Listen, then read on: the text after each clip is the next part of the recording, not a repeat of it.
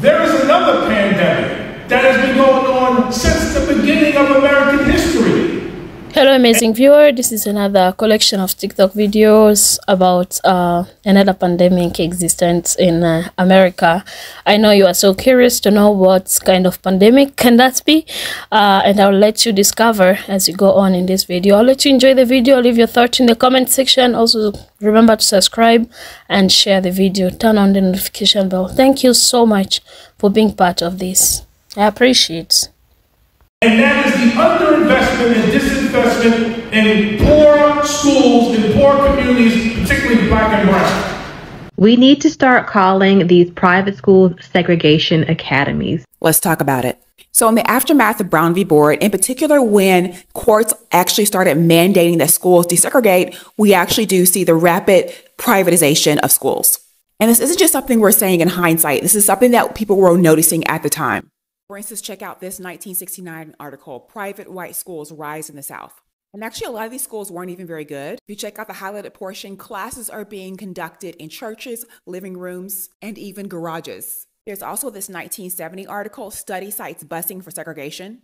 Pupils in 8 southern states are riding 70% farther on average to get to private segregated academies than to public schools, according to a Southern Regional Council study published today. And that is a pandemic that was here way before COVID, which is why we see an achievement gap in our schools and why kids in wealthier school communities do better than other kids. And now, we're having a conversation behaving as if we're really concerned about learning loss. While my colleagues on the other side of the aisle want to cut funding to Title I, to community schools, and to resources for our most vulnerable people, especially those who receive SNAP and TANF benefits. We need to invest in our teachers, invest in our children, and invest in our schools and communities that have been historically neglected. Beaufort County, South Carolina, some parents on plush Hilton Head Island are sending their children on 120-mile-a-day round trips to an academy in Beaufort. People are asking, is it a black-only university? Where are all the white people? Let's get into it. So the original creator was responding to a video they did that featured a group of African-American physicians. And they were getting a lot of negative responses. People were sort of baffled, befuddled, and confused at this notion of a group of all black physicians. And it occurred to me that many people don't understand how the long history of racial segregation impacted not only education, but the professions. So yes, in the era of segregation, if you wanted to go to medical school and you were an African American, you went to an African American medical school. And here are some of the ones you could have expected people to go to. Located in Washington, D.C., there was Howard. Of course, Howard University College of Medicine is part of Howard University. You may have also heard of Howard University Law School. Howard College of Medicine was founded in 1868, right around the same time that Meharry Medical College was founded. Meharry Medical College was founded in 1876 in Nashville, Tennessee. And if you're familiar with American history, you've probably noticed that these two institutions were founded in the era of Reconstruction. Reconstruction is this period immediately following the Civil War. And if that's something you'd like to learn more about, you should go check out this video I did on Black teachers during Reconstruction. But another HBCU medical school is the Morehouse School of Medicine. Now, the Morehouse School of Medicine is part of Morehouse College. The Morehouse School of Medicine was founded a bit later than its counterparts. It was founded in 1975. And there's another HBCU that might soon be graduating new doctors. And that is the church. One of the reasons I love working in higher education is because I have an opportunity to make a contribution to important research initiatives and documentaries like this one. 62 years after that landmark Supreme Court decision, Cleveland, Mississippi faces a new federal court order to integrate.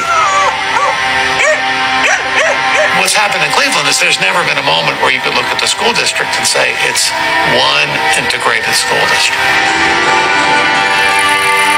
For so many years growing up, the consolidation was a topic, but it never really happened.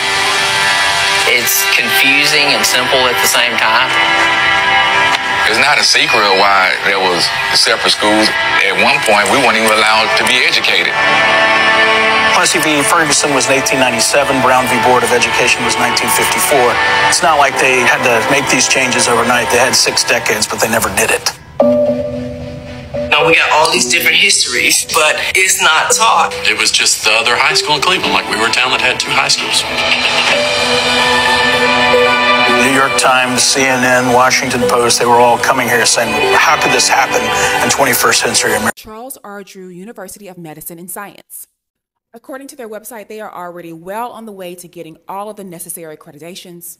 And I don't know how well you can see this timeline, but it looks like they anticipate getting their first class in this medical school in 2025.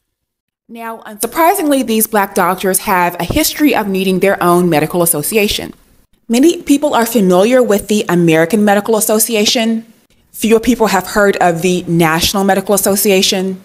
But as you note here, the National Medical Association is the nation's oldest and largest organization representing African American physicians and health professionals in the United States. It was established in 1895. And you might be asking yourself, okay, that's history, but why do these institutions continue to exist? Or why does the National Medical Association continue to exist now that the American Medical Association is desegregated?